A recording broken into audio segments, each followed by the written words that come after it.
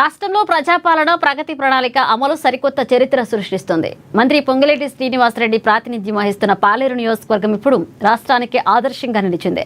క్షేత్రస్థాయిలో ప్రజా సమస్యలు తెలుసుకునేందుకు మంత్రి పొంగులేటి తీసుకున్న ప్రజా దర్బార్ కార్యక్రమానికి భారీ స్పందన లభించింది. ఇందులో భాగంగా ఎదలాపురం మున్సిపాలిటీలో జిల్లా కలెక్టర్ ఉన్నతాధికారులతో కలిసి మంత్రి పొంగులేటి ప్రజా దర్బార్ నిర్వహించారు.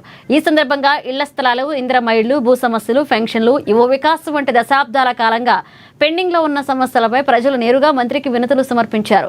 ప్రజల నుంచి వచ్చిన ప్రతి ఒక్క దరఖాస్తును పరిశీలించి అర్హులైన వారందరికీ సమస్యల పరిష్కారం చూపిస్తామని మంత్రి పొంగులేటి ప్రజలకు హామీ ఇచ్చారు.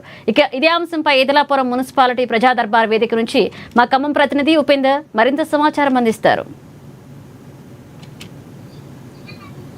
ప్రజాపాలన ప్రగతి ప్రణాళికలో భాగంగా ఖమ్మం పాలేరు నియోజకవర్గంలో రాష్ట్ర మంత్రి పొంగులేటి శ్రీనివాసరెడ్డి దరఖాస్తులు స్వీకరిస్తూ ఉన్నారు. స్వయంగా రాష్ట్ర చరిత్రలోనే ఒక రాష్ట్ర మంత్రి ప్రజల యొక్క సమస్యలను వినేందుకోసం ప్రజల క్షేత్రస్థాయిలోకి వెళ్ళి దరఖాస్తులు స్వీకరించేటువంటి కూడా మనం విజువల్స్ చూస్తూ ఉన్నాం. ఖమ్మం జిల్లా చరిత్రలోనే ఇదివరకు ఉన్నటువంటి అనేక మంది మంత్రులు చేసినప్పటికీ ప్రధానంగా ప్రజా సమస్యలను క్షేత్రస్థాయిలో వినిపి తెలుసుకునేందుకోసం ప్రజల యొక్క సమస్యలు ప్రజల పాలనకి ప్రజల వద్దకి పాలన అనే నినాదం గతంలో కొన్ని నినాదాన్ని ఏకం చేసేందుకోసం కూడా ఇక్కడ ప్రస్తుతం మనం ఇలా భారీ ఎత్తున కూడా దరఖాస్తు చేసుకునేందుకోసం ఎదలాపురం మున్సిపాలిటీ పరిధిలో 32 డివిజన్ వార్డుకి చెందినటువంటి ప్రజలు కూడా ఇక్కడికి హాజరయ్యారు.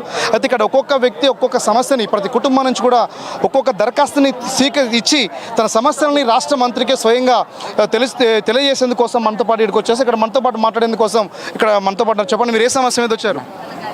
నేను ఇళ్ల స్థలం కోసం వచ్చానన్న.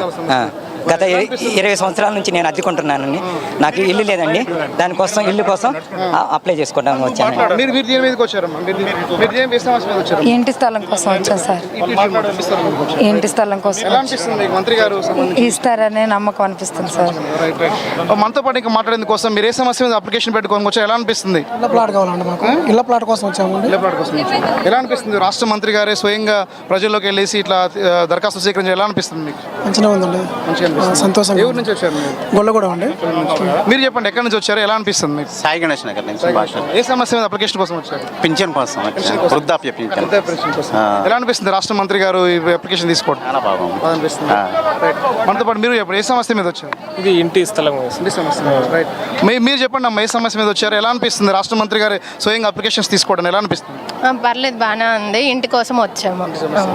అమ్మ మీరు అనేక మంది కూడా మహిళలు ఇక్కడ అనేక మంది ఇక్కడికి సమస్యల మీద వచ్చారు.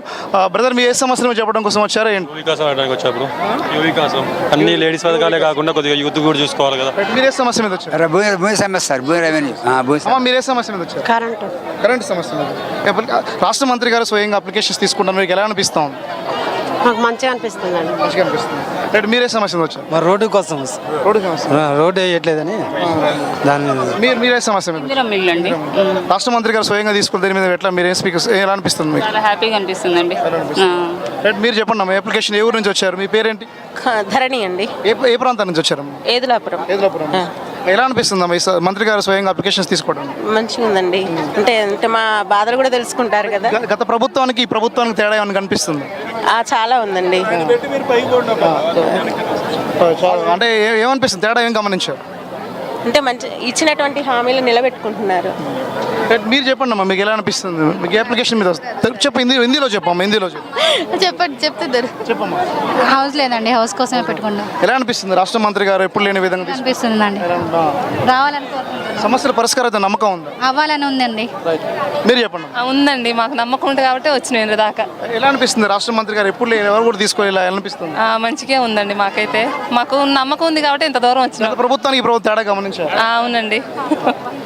రైట్, ఇది మొత్తానికి సంబంధించి ఖమ్మంకి సంబంధించినటువంటి అనేక మంది ప్రజలు కూడా మనం ఇక్కడ విజువల్స్ చూస్తూ ఉన్నాం. అనేక మంది యువత కూడా తన ఉద్యోగాల అవసరాల కోసంతో పాటు ఇంటి సమస్య ప్రధానంగా ఇక్కడ వినిపిస్తూ ఉంది.